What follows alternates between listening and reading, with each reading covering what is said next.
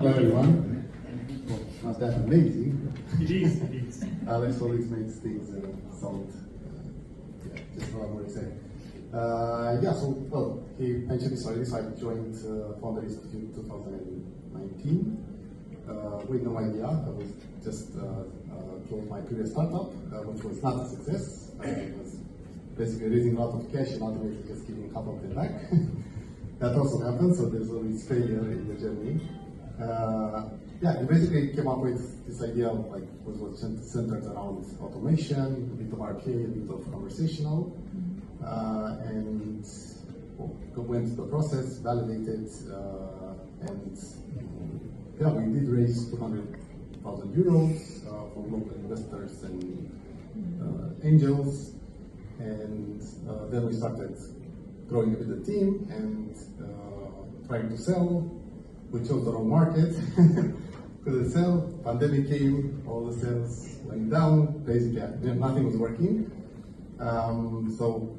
Somebody was asking earlier about, Andrei about what do you do when it seems there's no way out, and his answer was, "Oh, it has to be you." So, well, figure out okay, what do we do? And the two founders, we were both technical, so we said, okay, we're locked down. Let's work on the tech. We should be able to build something useful. We should be able to sell the technology at least. And that's pretty much the card we played. So we doubled down on the technology. We developed something very interesting in the conversational AI space. So basically a new programming language, let's call it. And it was quite unique in the space. And then we were also running out of cash. So we said, okay, now it's about time to go and sell this or try to. And it was actually not easy. It was very hard. You have to face a lot of no's. You start up and talk to people, and halfway through the process, they give you that's interesting, but doesn't fit our roadmap. And even with NVIDIA, so we actually literally called, reach out to them on LinkedIn, 3 people. One of them responded. They asked for a bunch of questions and tech and everything, and then I got the response, sorry, we're not interested. If you want to get hired, come talk to us. I said, yeah, okay, it's a small world. Can I actually talk to the people that you're in your conversational team that do that, just kind of get more insight. And was lucky to talk to a VP, and literally in 45 minutes, he absolutely loved what we did. And he said, no, let's bring back the business development people. Let's put the discussion on the table. And then it was a nice part. So once you actually get a champion inside the company, everything works much smoother. And it was a very good timing because literally when we closed the deal with NVIDIA, 2 weeks later, if you remember, in 2022, there was that export ban thing that happened in the US.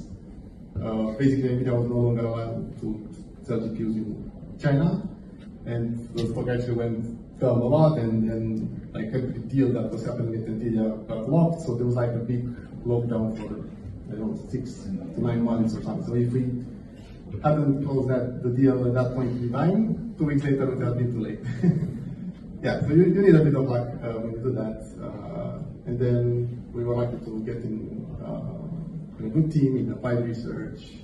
The team actually grew, and then the project got traction inside of it. It was quite funny. I went in parental leave for 3 weeks at the beginning of 2023.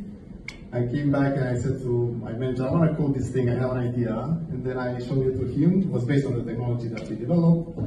And then showed it to a few more people, and then 4 weeks later, Jensen, the CEO, was aware of this and said, no, we need to make this public, and 1 month is too long. So we were on a crazy journey to make something open source in 4 weeks. And then, the whole product was born out of that.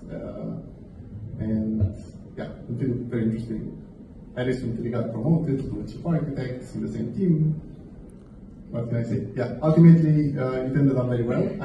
It's the first time for me I'm actually working in a large corporation. I've been doing startups pretty much my whole life, and I'm enjoying this period. I'll probably come back to startups, but more like 4 or 5 years from now. Right now, I'm just. Define is that. Who? To finance as a business angel. I'm probably gonna start earlier with that, but no, I'm probably gonna do something else as well at some point. So you know, it's a part in life where you build things, and then comes the other part of the life where you buy things. You gotta buy startups, don't build it anymore. Yeah. So if it's not amazing, if this is not amazing, I mean, what is else? So thank you very much. Thank you for sharing that.